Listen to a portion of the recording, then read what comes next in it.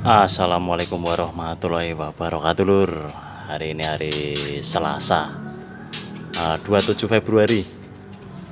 Ini kayak update kondisi Mentaya terkini.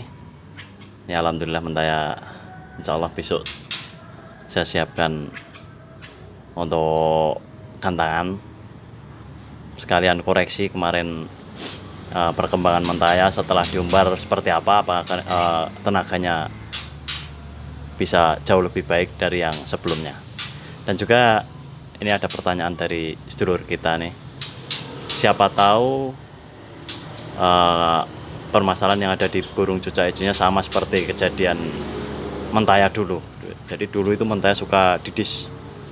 Cuman memang harus dipastikan dulu untuk didisnya itu memang karena didis burung karena terkena kutu atau tungau, terus karena memang burung mau nyulam atau proses nyulam tapi belum kelar.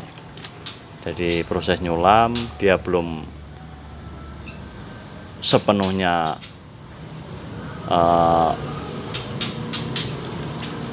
belum sepenuhnya bulunya rapi, belum tuntas lah. Itu sudah digantang. Karena memang beberapa hal juga. Dan juga karena burung tidak suka panas tentunya. Kebetulan Mentaya lagi mandi lur. Nah jadi untuk buan jenengan om, coba dipastikan dulu burungnya memang bukan proses mau nyulam atau baru selesai nyulam bulu tapi belum tuntas, atau karena dipastikan dulu burungnya tidak ada kutu atau tungau. Dan juga sebagian burung itu dari caijo ada yang memang tidak suka terlalu dijemur atau dipanaskan. Jadi mungkin kita salah dalam memberikan perawatan penjemuran. Penjemuran yang berlebihan memang menyebabkan selain bulu rusak juga terkadang didis. Tepatnya 1 tahun yang lalu kurang lebih itu Mentaya dulu sering sekali didis. Setelah saya cari-cari tahu kenapa sih Mentaya didis, dari satu hal, Mentaya dari mulai saya berikan obat kutu masih aja tidak mau. Terus saya lihat juga bulunya Mentaya juga bulu masih baru, bulu sudah benar-benar kering. Pada bagian selaput-selaput di ujung bulu itu sudah lepas, sudah seperti keluar ketombe di bawah gantangan, tapi masih aja seperti itu. Singkat cerita, kebetulan saya gantang di Semarang dulu. Ada temen itu namanya Om Anton Taipei. Terima kasih untuk Om Anton, Mas Anton, matur suwun Mas. Berkat jenengan Mentaya alhamdulillah bisa enak. Jadi beliau itu memberikan saran ke saya, coba burung diablak full ablak tapi jangan dijemur. Harian itu full diablak, jangan dijemur, mandi setiap hari. Jadi Mentaya itu cuman saya angin-anginkan di tempat yang teduh, tidak terkena sinar matahari langsung. Jadi bukannya tidak dijemur, tapi tidak terkena sinar matahari secara langsung, ditaruh aja tempat yang teduh, seperti di bawah pepohonan yang rindang atau di tempat mungkin di depan rumah, teras rumah yang tidak terkena cahaya matahari langsung. Karena memang burung itu ada sebagian burung yang memang proses mendapatkan vitamin D itu cuman dari bias cahaya dari cahaya matahari. Jadi tidak perlu cahaya matahari langsung. Atau mungkin kalau dijemur ya cukup 1 minggu 1 kali, cuman jangka waktunya atau waktu penjemurannya tidak ekstrim lah. Seperti Mentaya ini paling kalau nanti bulunya memang udah rapi, tetap saya kasih penjemuran. Cuman saya lihat waktu saya buka kerodong Mentaya itu saya angin-anginkan dulu, saya kasih jangkrik. Setelah itu 5 atau 10 menit setelah itu baru saya kasih penjemuran. Itu antara jam 7 sampai jam 8 lah. Rentan waktunya ya, bukannya waktu penjemuran, tapi rentan waktu itu antara matahari pagi jam 7 sampai jam 8. Dan untuk Mentaya sendiri itu paling kalau dijemur nggak sampai 5 menit. Jadi setelah saya taruh di tempat yang memang terkena cahaya matahari, dia pasti mengepakkan sayap, buka paruh, paling nggak sampai 5 menit. Setelah itu dia gerak, didis sebentar, habis itu gerak.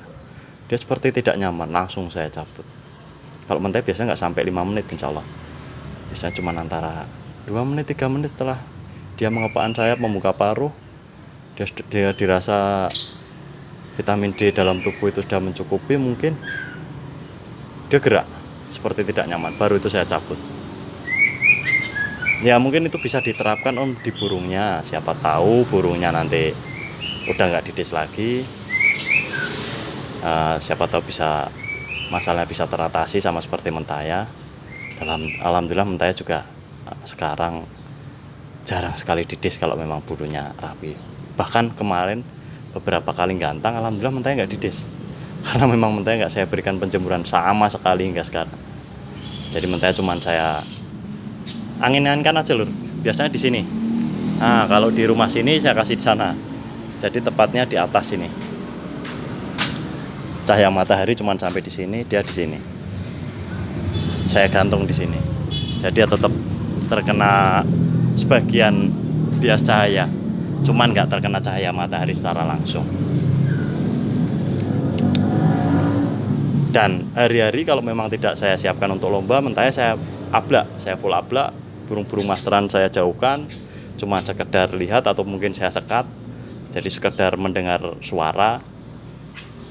Ya hari-hari seperti itu biasanya. Cuman kalau memang saya siapkan untuk lomba, paling tidak H-1 atau H-2, biasanya kalau memang saya siapkan betul itu H-3. Kalau memang bulu mentaya sudah rapi besok, biasanya dari H-3 itu sudah mulai saya full, saya istirahatkan, saya kerodong, tidak saya ablak, tidak saya umbar, dan extra fooding sudah mulai saya naikkan. Kebetulan ini mentaya extra foodingnya masih saya berikan 55, yang dulunya memang saya berikan 33, karena saat ini mentaya proses sulam bulunya belum tuntas. Jadi saya harapkan dengan extra fooding yang sedikit lebih up itu memberikan nutrisi yang berlebih sehingga mentaya bisa memaksimalkan proses nyulam. Ya saya rasa cukup seperti itu Om.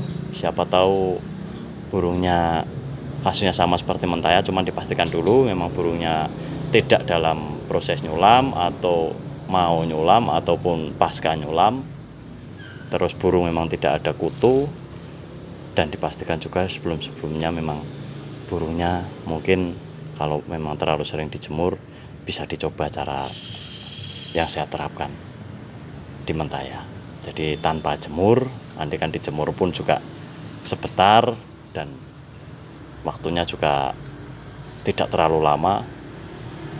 Terus rentan waktu dari penjemuran pertama, mungkin untuk minggu pertama atau hari pertama ke penjemuran berikutnya diberikan rentan waktu yang cukup panjang.